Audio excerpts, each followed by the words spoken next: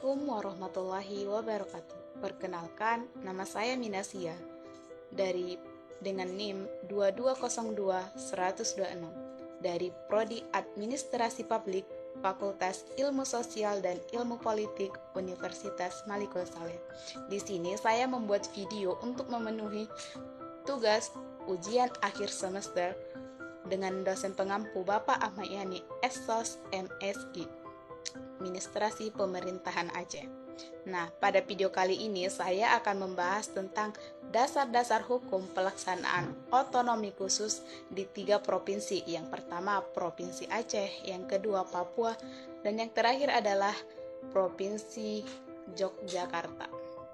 Nah, pertama saya akan membahas pada Provinsi Aceh mendapatkan status sebagai otonomi khusus berdasarkan pada Undang-Undang Nomor 18 Tahun 2001 tentang Otonomi Khusus Daerah Nangro Aceh Darussalam, di mana undang-undang ini telah diperbaharui ke dalam Undang-Undang Nomor 11 Tahun 2006 tentang Pemerintahan Aceh.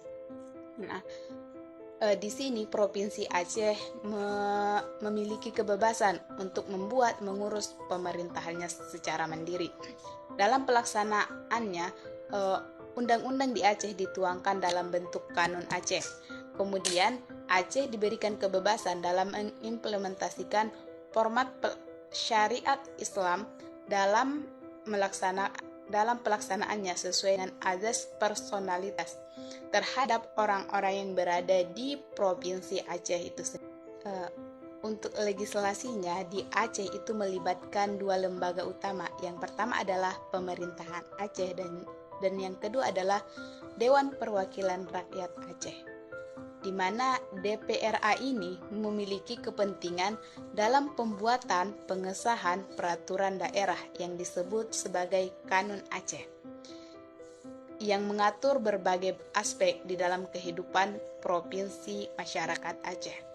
Kemudian ada Majelis Perwakilan Ulama atau MPU, di mana MPU ini memiliki kewenangan ataupun tugas untuk memberikan fatwa, baik itu diminta ataupun tidak, terhadap persoalan pembangunan, pembinaan, kemudian pemberian pengarahan terhadap partai politik. Untuk legislasinya di Aceh itu melibatkan 2 lembaga utama. Yang pertama adalah Pemerintahan Aceh dan yang kedua adalah Dewan Perwakilan Rakyat Aceh, di mana DPRA ini memiliki kepentingan dalam pembuatan pengesahan peraturan daerah yang disebut sebagai Kanun Aceh, yang mengatur berbagai aspek di dalam kehidupan provinsi masyarakat Aceh.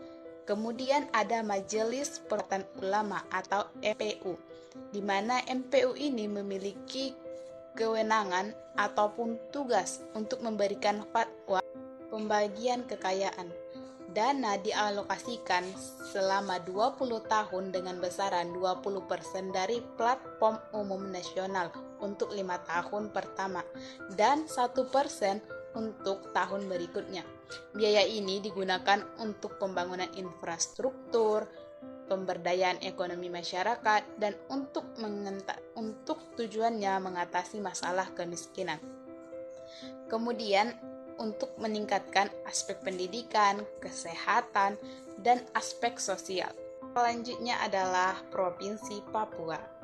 Nah, otonomi khusus ataupun kewenangan yang diakui dan diberikan kepada Provinsi Papua untuk mengatur kepentingan masyarakat Papua ini tercantum di dalam Undang-Undang Nomor 21 Tahun 2001 tentang Otonomi Khusus bagi Papua.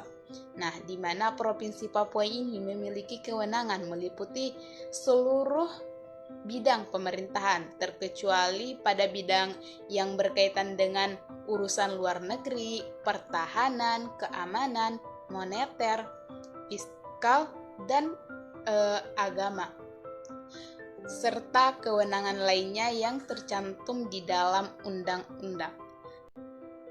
Kemudian kewenangan Papua ini sangat besar dalam pemerintahan daerah, mencakup pengelolaan sumber daya alam, perlindungan, adat, dan juga hak-hak masyarakat Papua. untuk pembagian kekayaan di Provinsi Papua, untuk infrastrukturnya itu dana yang diberikan sebesar 15% dari dana Otsus, dan di pendidikan sebesar 20% dari Otsus. Kemudian untuk kesehatan disediakan juga dana dari Otsus sebesar 20%. Sementara untuk pertumbuhan ekonomi, pemberdayaan masyarakat, peningkatan sumber daya manusia di Provinsi Aceh itu disediakan dana sebesar 25%. Nah, untuk infrastruktur tambahan lainnya, Otsus juga menyediakan dana sebesar 10%. Nah, dana alokasi Papua dan Papua Barat itu berbeda, di mana 70% untuk Otsus Papua dan 30% Papua Barat.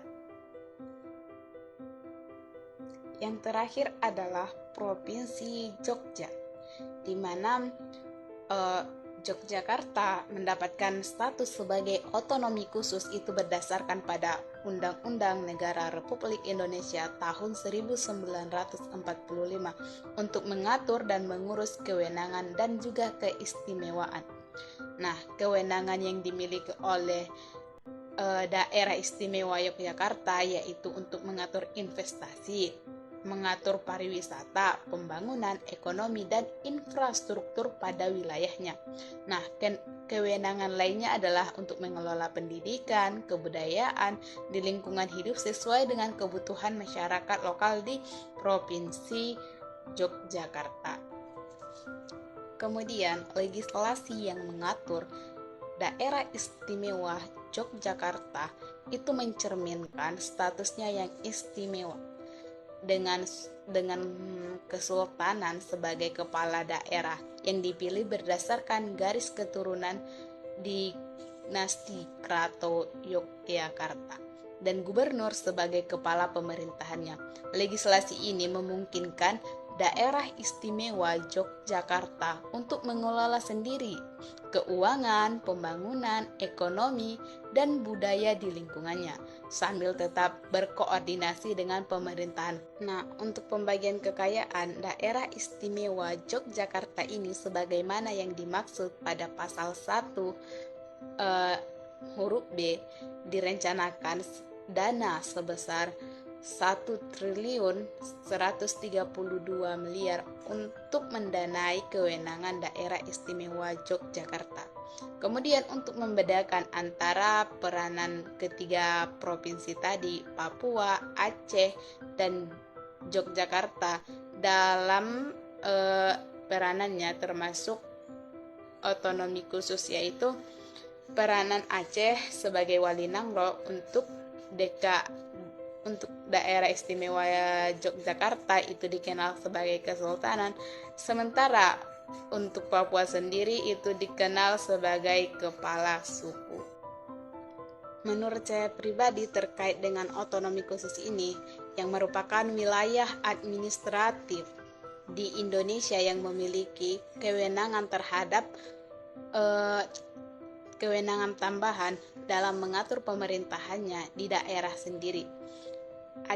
Di Indonesia sendiri terdapat 3 provinsi, ada Aceh, Papua, dan daerah Yogyakarta. Nah, menjadi daerah dengan status sebagai otonomi khusus bukan terjadi secara semata-mata, namun karena adanya keunikan budaya, etnis, serta kondisi geografis yang membedakan 3 provinsi tersebut dengan provinsi yang lainnya yang ada di seluruh Indonesia.